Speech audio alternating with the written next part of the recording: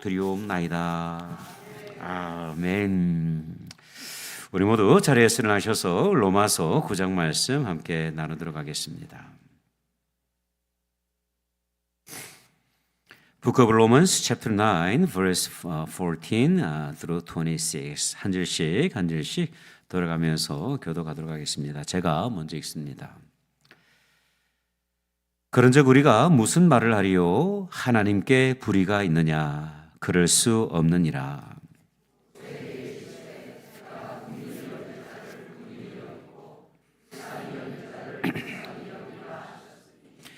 그런즉 원하는 자로 말미암음도 아니요 다른 박질하는 자로 말미암음도 아니요 오직 긍휼히 여기시는 하나님으로 말미암음이니라.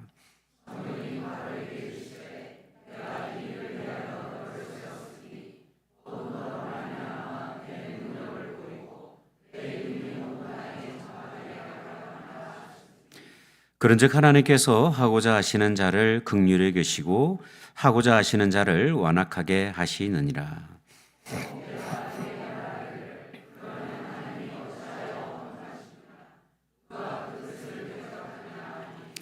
이 사람아 내가 누구이기에 감히 하나님께 반문하느냐? 시험을 받은 물건이 지은 자에게 어찌 나를 이같이 만들었느냐 말하겠느냐?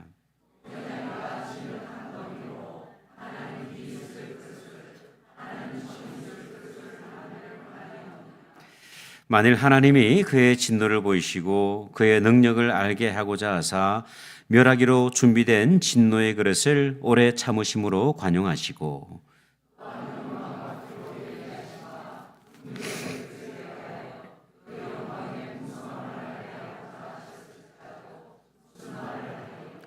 이 그릇은 우리니 곧 유대인 중에서뿐 아니라 이방인 중에서도 부르신 자니라.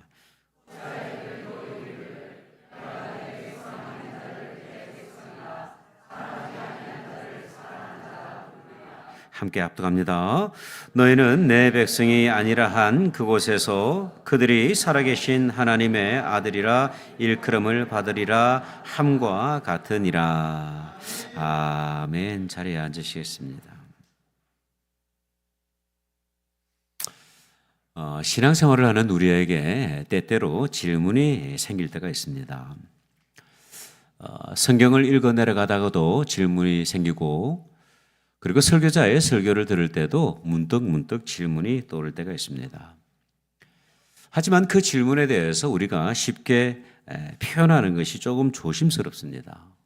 왜냐하면 괜히 질문을 했다가 믿음 없는 사람으로 치부될 수도 있고 아니면 괜히 질문했다가 상대방을 난처하게 하면 어떻게 하나 하는 그런 마음이 우리 가운데 있기 때문이에요. 이런 질문 가운데 하나님의 공평하심에 관한 질문이 있습니다. 과연 하나님은 공평하신가? 누구는 금수저로 태어나서 평생을 고생 한번 하지 않고 살아가는데 나는 흙수저로 태어나서 산전수전 그리고 공중전까지 겪으면서 인생을 살아가야 하는가 하는 불만이 있을 때가 있어요. 언젠가 집사님 한 분이 저에게 찾아오셔서 이런 질문을 하시더라고요. 목사님, 하나님은 참 불공평하신 것 같습니다. 저는 교회를 열심히 다니고 봉사도 열심히 하는데 하루하루를 살아가는 게 참 힘들어요.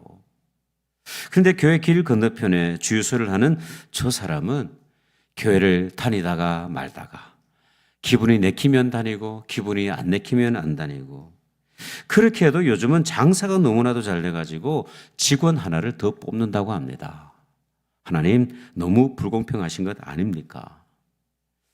이런 질문이 우리 가운데도 있을 수가 있는 것이죠. 여러분 오늘 본문을 보면 이 주제에 대해서 사도 바울이 질문을 하기도 하고 답변을 하기도 합니다. 이러한 서신서의 형식을 디아트리베라고 하는데 하나님 누구는 선택을 하시고 누구는 선택하지 않으시고 불공평하신 것 아닙니까? 그렇게 사도 바울이 질문하는 거예요. 보편적인 저와 여러분이 질문할 수 있는 그 내용에 대해서 사도 바울이 대신 질문을 하고 있는데요. 이에 대한 답변도 사도 바울이 하고 있습니다. 14절을 보니까 이렇게 기록이 돼요. 그런즉 우리가 무슨 말을 하리요? 하나님께 불의가 있느냐? 그럴 수 없느니라.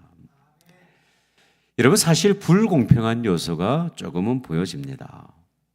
몇 주 전에 우리가 말씀을 나누었던 것처럼 하나님께서 이삭과 야곱은 선택하셨는데, 그런데 이스마엘과 에서는 선택의 대상에서 제외를 하신 거예요. 하지만 바울은 이 질문 앞에서 어떻게 대답을 하고 있냐면, 하나님은 결코 불의하지 않으시다, 그렇게 답변을 하고 있는 것이죠. 여러분, 과연 그 이유가 무엇일까요? 하나님께서 불의하지 않으신 이유가 무엇일까요? 우리가 때때로 인생을 살아가다 보면 느껴지는 것들이 있잖아요. 하나님은 참 불공평하신 것 같다, 그렇게 생각을 할 때가 있어요. 그렇다면 여러분, 과연 하나님은 이러한 부분에 대해서 하나님의 공의로우심을 어떻게 설명을 하고 있을까요? 첫 번째, 하나님께서 불의하지 않으신 이유는 하나님의 주권 때문입니다. 여러분, 15절과 16절의 말씀을 한번 보시죠. 모세에게 이르시되 내가 긍휼히 여길 자를 긍휼히 여기고 불쌍히 여길 자를 불쌍히 여기리라 하셨으니, 그런즉 원하는 자로 말미암음도 아니요 다른 박질하는 자로 말미암음도 아니요 오직 긍휼히 여기시는 하나님으로 말미암음이니라. 사도 바울은요, 출애굽기 33장의 말씀을 인용을 하고 있는데, 이 말씀의 핵심은 무엇이냐면 모든 주권은 하나님에게 있다는 말씀입니다. 이삭을 선택하신 것도 그렇고 야곱을 선택하신 것도 그렇고 하나님의 주권적인 능력 가운데 있다는 것을 말씀을 하고 있는 거예요. 이 말씀은 사실 우리를 조금 불편하게 하기도 합니다. 인간의 권리를 최고의 가치로 여기고 있는 우리 오늘 현대사회에서 살고 있는 저와 여러분에게는 하나님의 주권을 전적으로 인정하는 것이 때로는 불편하게 느껴질 수 있어요. 하나님, 어찌하여서 내 인생을 이렇게 빚으셨습니까? 내 의사와 상관없이 하나님께서 내 삶을 이렇게 인도하셨습니까? 불만을 토로할 수 있는 것이죠. 어찌 보면 사도 바울 자신도 이런 의문으로 인해서 고민과 갈등의 과정을 거쳤는지도 모르겠습니다. 하지만 우리의 이러한 거부감에도 불구하고 저와 여러분이 꼭 인정해야 될 것이 있는데, 그것은 뭐냐면 하나님에게는 이 모든 일을 행할 수 있는 권한이 있다는 사실입니다. 여러분, 바울은요, 이어지는 본문을 통해서 이렇게 기록을 하고 있어요. 19절에서 21절의 말씀을 우리 다 같이 한번 읽어보기를 원합니다. 시작. 혹 내가 내게 말하기를 그러면 하나님이 어찌하여 허물하시느냐, 누가 그 뜻을 대적하느냐 하리니, 이 사람아, 내가 누구이기에 감히 하나님께 반문하느냐. 치음을 받은 물건이 치은 자에게 어찌 나를 이같이 만들었느냐 말하겠느냐. 토기장이가 진흙 한 덩이로 하나는 귀히 쓸 것을 하나는 천히 쓸 그릇을 만들 고난이 없느냐. 여러분, 토기장이가 진흙을 어떻게 빚습니까? 토기장이는요, 이 진흙을 토기장의 마음이 가는 대로 빚는 거예요. 동그랗게도 만들고 때로는 울퉁불퉁하게도 만들고 때로는 크게도 만들고 때로는 작게도 만드는 것이죠. 여러분, 성경에 기록을 하고 있는 것처럼 하나님은 토기장이시고 저와 여러분은 진흙입니다. 토기장이 되신 그 하나님은요, 우리를 그분의 뜻대로 다루실 주권과 권한이 있다는 사실이에요. 이것을 우리는 믿음으로 고백할 수 있어야만 합니다. 고린도전서 1장 25절에서 29절을 보면요, 그 하나님의 지혜에 대해서 이렇게 말씀을 하고 있어요. 하나님의 어리석음이 사람보다 지혜롭고 하나님의 약하심이 사람보다 강하니라. 형제들아, 너희를 부르심을 보라. 육체를 따라 지혜로운 자가 많지 아니하며 능한 자가 많지 아니하며 문벌 좋은 자가 많지 아니하도다. 그러나 하나님께서 세상에 미련한 것들을 택하사 지혜 있는 자들을 부끄럽게 하려 하시고 세상에 약한 것들을 택하사 강한 것들을 부끄럽게 하려 하시며 하나님께서 세상에 천한 것들과 멸시받는 것들과 없는 것들을 택하사 있는 것들을 피하려 하시나니 이는 아무 육체도 하나님 앞에서 자랑하지 못하게 하려 하심이라. 여러분, 부활하신 예수님께서 제자들을 만나시기 위해서 갈릴리 바다로 오셨습니다. 제자들은 여러분 절망과 죄책감 가운데 있었어요. 그런데 예수님께서는 이 제자들에게 조반을 지어주시기도 하시고 그들을 긍휼히 여겨주셨습니다. 그리고 베드로에게 사랑을 나고 난 이후에 이 베드로에게 사명을 주십니다. 내 양을 먹이라, 내 양을 치라, 내 양을 먹이라. 목양의 사명을 주신 거예요. 그리고 이 베드로에게 하셨던 말씀이 있는데 베드로의 생애가 순교자의 삶으로 마무리될 것을 말씀을 해 주셨어요. 여러분 이때 베드로가 한 가지 질문을 합니다. 여러분 그 질문을 혹시 기억하시는지 모르겠어요. 주님, 그렇다면 이 사람은 어떻게 되겠습니까? 여러분 여기서 이 사람은 누구를 이야기합니까? 사도 요한을 이야기를 하고 있어요. 베드로의 질문이 뭐냐면, 주님, 나는 순교자로 짧은 인생을 살게 될 것이라고 말씀해 주셨는데 그렇다면 내 친구이자 동력자인 이 사도 요한은 어떻게 되겠습니까? 나보다 얼마나 더 오래 살겠습니까? 궁금했던 거예요. 어찌 보면 충분히 질문할 수 있는 그런 내용 아닙니까? 내 삶은 이런데 하나님, 이 사도 요한의 삶은 어떻게 되겠습니까? 질문할 수 있죠. 여러분 그 질문에 대해서 예수님께서 이 베드로에게 조금은 따끔한 충고의 말씀을 하십니다. 책망을 하세요. 요한복음 21장 22절의 말씀이에요. 예수께서 이르시되 내가 올 때까지 그를 이 땅에 머물게 하고자 할지라도 내게 무슨 상관이냐? 너는 나를 따르라 하시더라. 여러분 이 말씀의 의미가 뭘까요? 요한이 너보다 더 오래 산다 할지라도, 요한이 너보다 더 풍성한 이 땅의 삶을 산다 할지라도 너에게 무슨 상관이겠느냐? 너는 너의 길, 요한은 요한의 길이 있는 거야. 너는 나만 믿고 따라와. 그렇게 말씀을 하신 거예요. 중증 내성마비로 태어난 여인이 있었습니다. 태어나는 순간 울지도 못하고요, 몸을 제대로 가누지도 못해요. 손으로 머리를 만지면 만지는 대로 이 머리가 이게 푹푹 들어가서 이 부모님은요, 이 아이가 태어났을 때 아이의 머리를 만지지도 못했다고 합니다. 어머니는 몸이 약해가지고 젖도 못 먹였어요. 설상가상으로 집안이 너무 가난하다 보니까 우유도 사 먹일 형편이 되지 못했던 것이죠. 이러한 고통 가운데서 그녀는 세상과 부모를 원망하기 시작을 했습니다.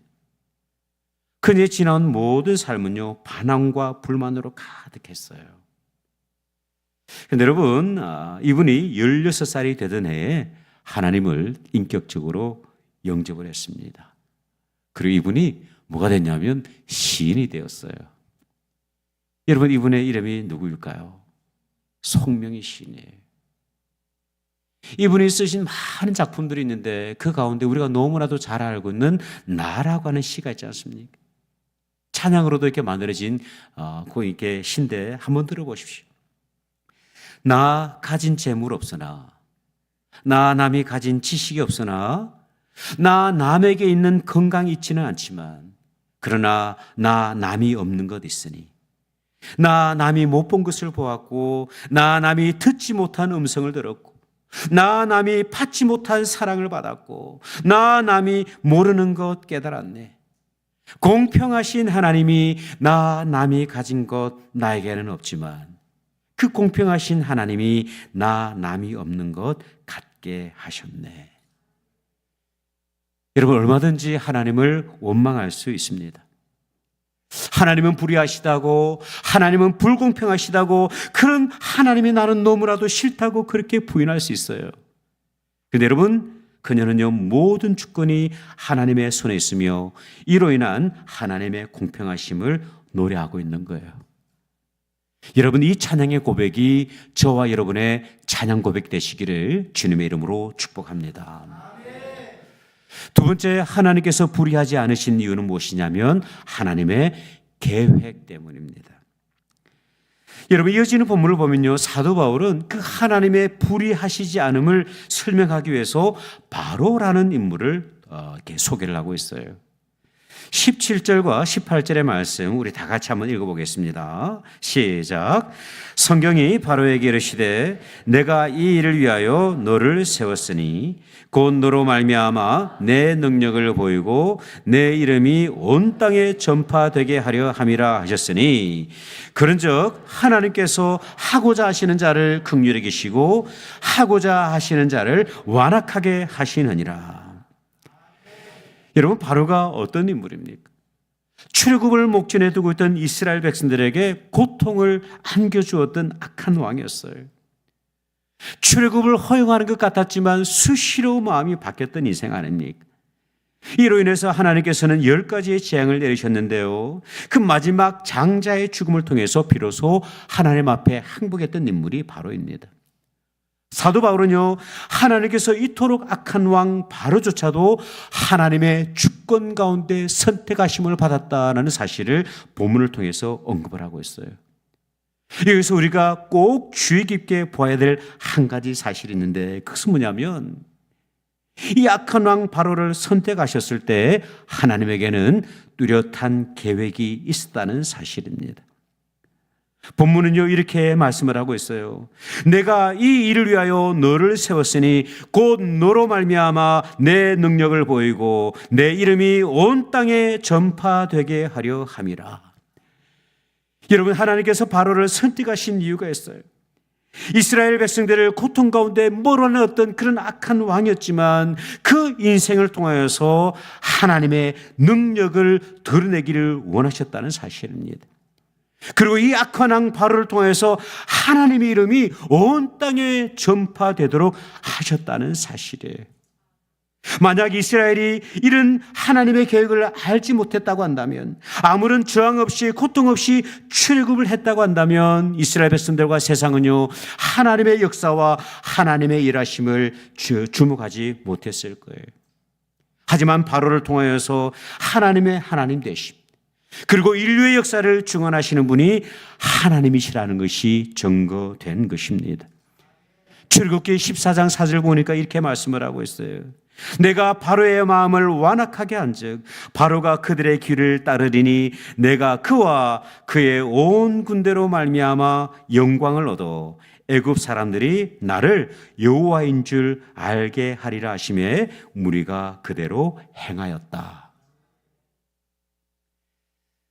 저는 비교적 조금 이렇게 불우한 유년 시절을 보냈습니다. 등록금을 낼 형편이 되지 않아서 어머니의 손을 붙들고 교무실에 자퇴를 하기 위해서 2번이나 찾아갔던 적도 있어요. 대학도 고학을 했습니다. 수업이 마치면 늦은 밤까지 식당에서 설거지를 하면서 생활비를 벌었습니다. 방학이 되면 일용직 노동자로 생활비를 벌어야 했습니다. 그러다가도 이 등록금이 부족하면 휴학을 하고 부산에서 일을 하며 그렇게 대학 시절을 보냈어요. 유학을 하면서도 참 많은 일을 했습니다. 청소일도 해봤고 가스스테이션도 일도 해봤고 일식집에서 설거지도 해봤고 중국 식당에서 일하다가 하루 만에 잘리기도 하고 참 희한하죠. 제가 곧잘 일을 잘하는데 이 콜라를 들고 가는데 그냥 이렇게 두 손으로 들고 가면 될 것 가지고 왠지 사장님한테 좀 잘 보고 싶은 마음이 있었던 것 같아요. 그래서 이렇게 딱 들고 가다가 손님한테 엎어버린 거예요. 네. 그렇게 하루 만에 잘리고, 참 하나님의 섭리하심이 있어요. 그렇게 하루를 잘리고 그 다음부터 아내와 함께 세탁소에서 10년 동안 일을 할 수 있는 은혜가 있었습니다.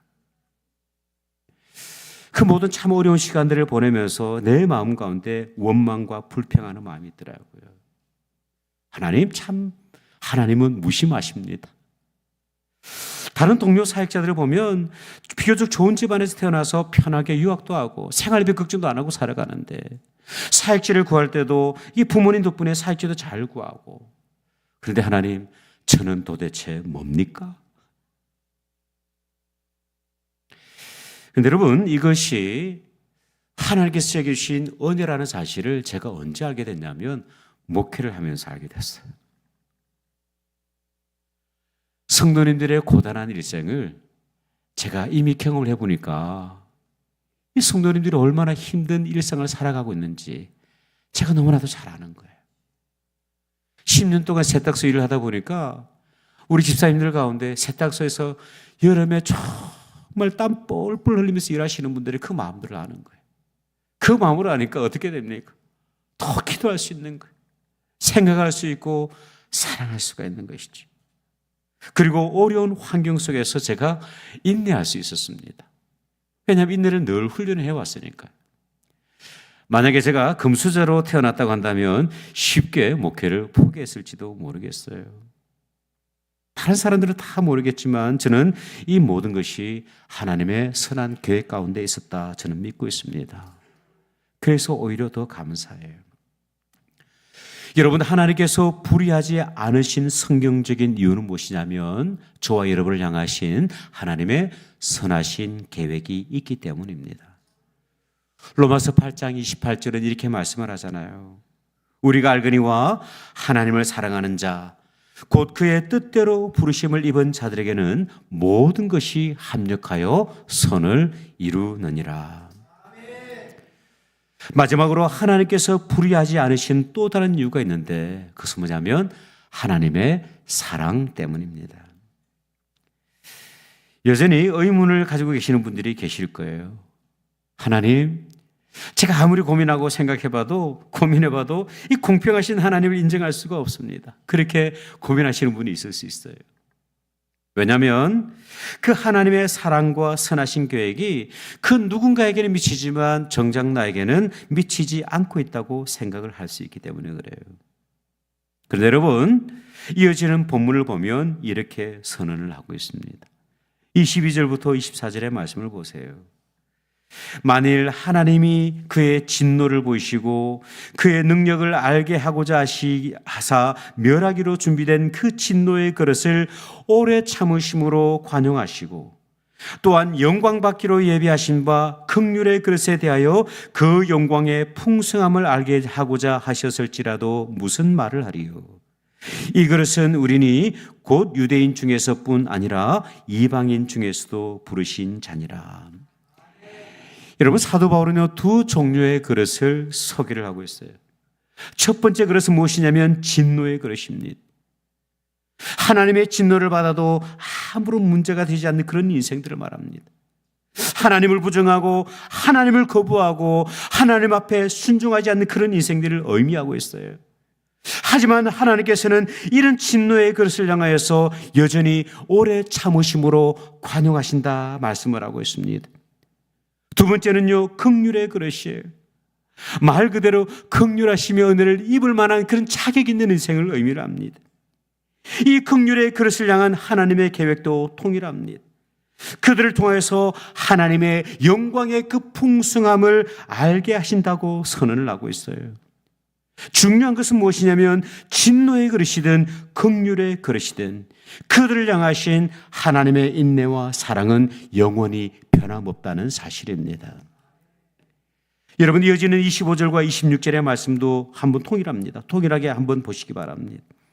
호세아의 글에도 이르기를 내가 내 백성 아닌 자를 내 백성이라 사랑하지 아니한 자를 사랑한 자라 부르리라. 너희는 내 백성이 아니라 한 그곳에서 그들이 살아계신 하나님의 아들이라 일컬음을 받으리라 함과 같으니라.